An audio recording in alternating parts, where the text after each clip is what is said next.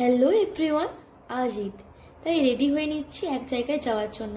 সেখানে ঈদের নিমন্ত্রণ আছে, তো আমি পরে নেব এই ব্ল্যাক চুড়িদারটা। তো দেখতেই পাচ্ছ আমি ড্রেসটা পরে নিয়েছি। এবার আমি সাজতে বসে গেলাম। আমি মুখটা আগেই ধুয়ে এসেছি, বেসিক স্কিন কেয়ার করে লাগালাম এই কনসিলারটা।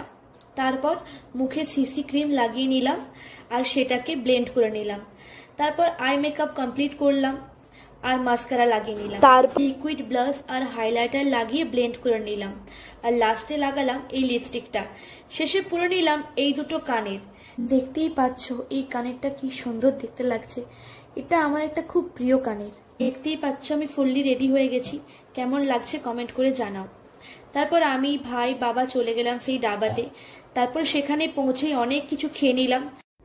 তারপর খেলাম বিরিয়ানি, যেটা খেতে খুবই সুন্দর ছিল। তারপর সব খাবার দাবার খেয়ে বাড়ির দিকে রওনা হলাম।